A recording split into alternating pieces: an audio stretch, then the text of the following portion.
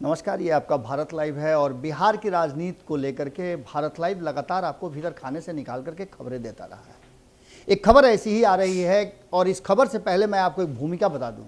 आपने सुना होगा कि जंगल का भी एक कानून होता है, लेकिन जंगल में शेर के लिए कोई कानून नहीं होता है।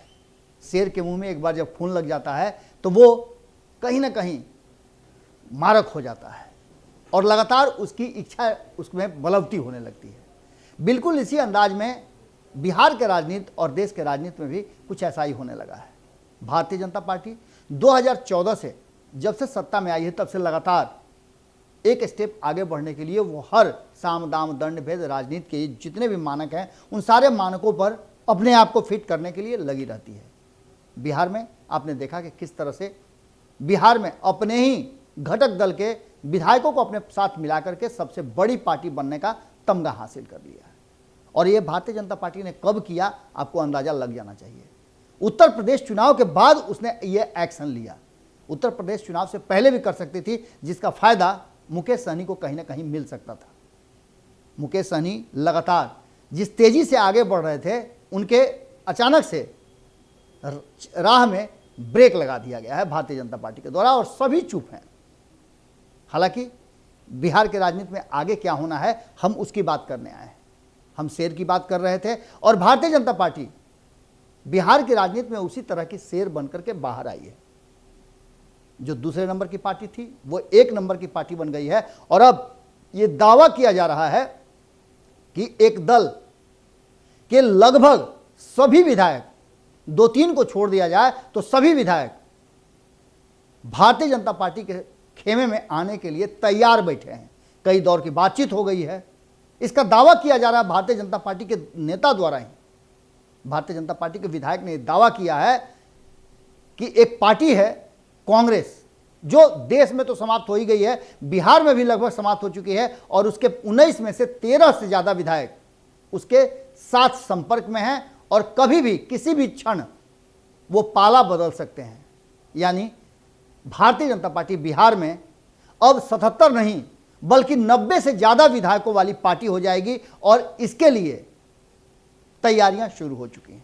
इससे पहले भी आपको याद होगा कि जब मुकेश सहनी के साथ ये सब कुछ घटित हुआ था तो जीतन राम मांझी की पार्टी ने भी कहा था कि कब कौन कहां चला जाए ये कहना बड़ा मुश्किल है।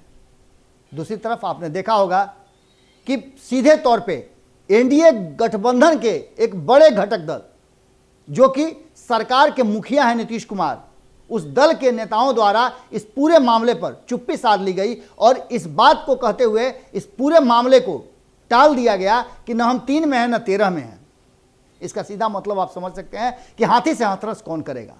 हालांकि हरिभूषण ठाकुर बचौल ने जब ये बात कही, दावा किया, उसके बाद कांग्रेस का भी इस पर बयान आया है। अजीत शर्मा ने, जो कि विधायक दल के सीएलपी के लीडर हैं, उन्होंने साफ तरीके से कहा है कि ये ख्याली पुलाव है। हालांकि ऐसी बातें मुकेश सहनी को लेकर के भी कही जा रही थी। मुकेश सहनी का भी ये दावा था कि उनके सारे विधायक उनके साथ हैं, लेकिन अचानक से रातों रात ये सब कुछ बदल गया। अब देखने वाली बात होगी कि भाजपा के इस विधायक, जो कि अक्सर अपनी बातों को बड़ी मजबूती के साथ रखते हैं, वो कितना गहराई वाली बात बोल रहे हैं और क्या वास्तव में भारतीय जनता पार्टी और कांग्रेस के इन विधायकों के बीच में कोई डील हो रही है।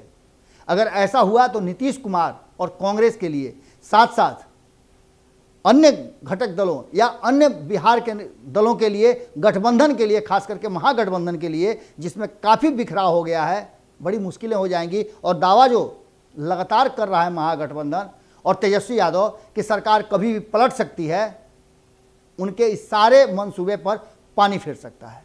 वहीं कांग्रेस अब पूरी तरह से समाप्ति की तरफ ही जा सकती है।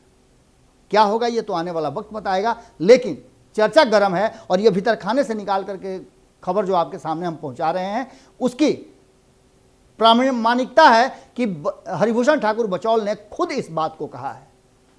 जुड़े रहिए भारत लाइव के साथ, खबरों का सिलसिला लगातार जारी है। अगर ये वीडियो पसंद आई और वह बिहार के राजनीति और बिहारियत से सरोकार रखेनी तो सब्सक्राइब बटन दबा के चैनल के सब्सक्राइब कर ली। ओजे एगो घंटी बा, ओकरा बटन दबा देला से कुल सटीक और मारक खबर रुआ मुफ्त में मिल जाई। अगर रउआ पत्रकारिता के हमनी के नया प्रयोग में सहयोग कर चाहतानी तो ज्वाइन बटन दबा दी। पेटीएम नंबर नोट कर ली 9386816700। धन्यवाद।